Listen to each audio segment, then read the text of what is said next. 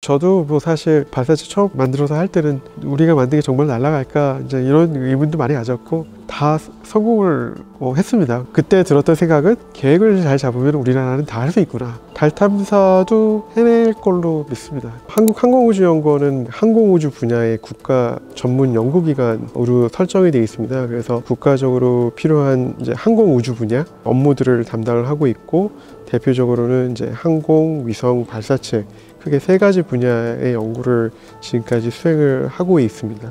그 항공우주 분야 자체의 특성이 이제 거대한 과학이고 하다 보니까 그 위험성을 많이 내포하고 있습니다. 이런 분야는 어떻게 보면 이제 국가가 조금 예산을 투입해서라도 좀 리스크를 갖고 꾸준히 진행을 해줘야 좀 발전하는 그 성향이 있습니다. 그래서 항우연 자체가 약간 그런 역할을 부여받아 가지고 위성이나 발사체의 좀 위험한 부분들을 갖다가 감수를 하면서 이제 개발을 해왔고, 지금 와서 보면은 이제 이런 부분들을 하면서 자연스럽게 생태계를 저희가 조성을 한 측면도 생긴다고 볼 수가 있습니다.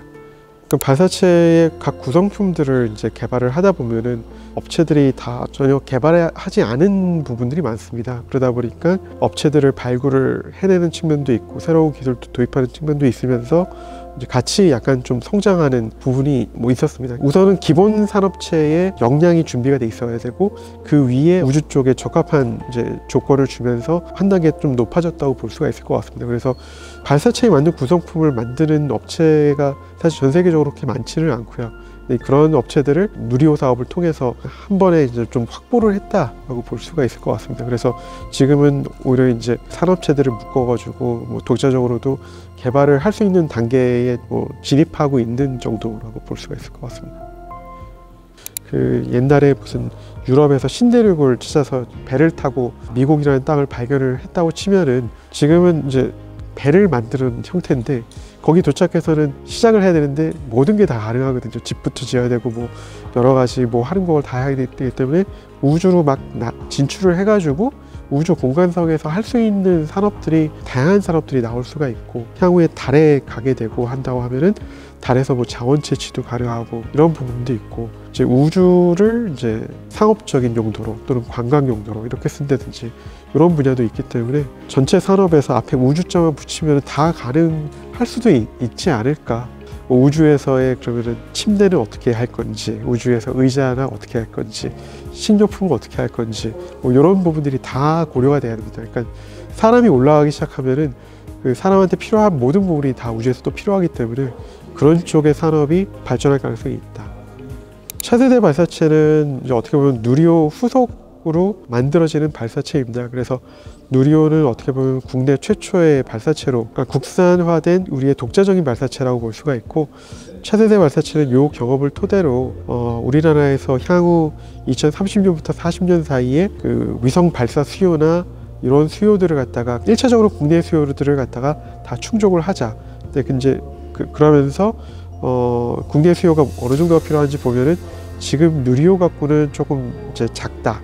그래서 좀 더 용량이 크고 탑재 성능이 좋은 발사체를 만들자라는 게 가장 큰 생각이고, 그다음에 또 한 가지는 민간과 이제는 같이 해야 된다. 그래서 체계종합 기업을 저희가 이제 선정을 해서 이 사업 전체 기간 동안에 같이 가면서 이제 민간 역량을 키우자, 이런 부분이 있습니다.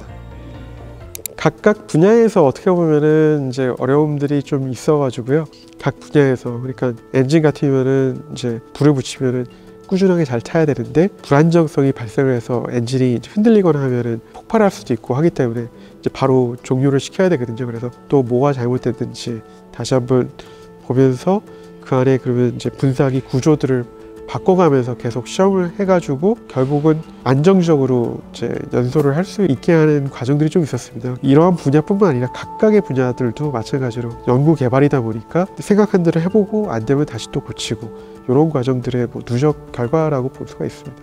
실패를 하면은 배우는 게 굉장히 많습니다. 왜냐하면 뭐가 잘못됐는지를 다시 한번 쭉 다 들여다보거든요. 그러면서 잘못됐다고 판단이 되면은 바로 개선을 해갖고 다음에는 더 이제 잘 만들어야 되겠다라는 게 딱 나옵니다. 그래서 그러니까 저도 사실 발사체 처음 만들어서 할 때는 우리가 만든 게 정말 날아갈까 이제 이런 의문도 많이 가졌고 다 성공을 했습니다. 그래가지고 그때 들었던 생각은 계획을 잘 잡으면 우리나라는 다 할 수 있구나.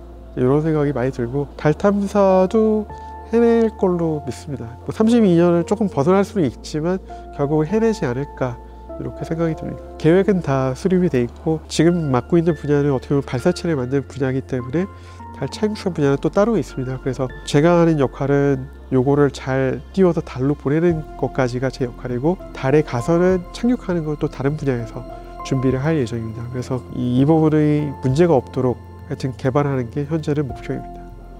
우리나라 우주 산업이 사실 누리호나 차세대를 통해서 세계적인 항공우주 기업들로 이렇게 발돋움하면 좋을 것 같고요. 그러니까 개발을 통해서 우리가 만든 부품이 해외에서 관심을 갖고 이제 사갈 수 있을 정도 되면은 사실 굉장히 의미가 있다고 보여집니다. 그래서 그 정도로 같이 발전이 됐으면 좋을 것 같고 장기적으로 볼 때 한국의 우주인이 달에 이렇게 발을 내딛는 순간을 보는 날이 오지 않을까 이렇게 좀 생각이 됩니다. 그래서 그때까지 열심히 해가지고 전체적인 우주 산업이 같이 올라가면 좋을 것 같습니다.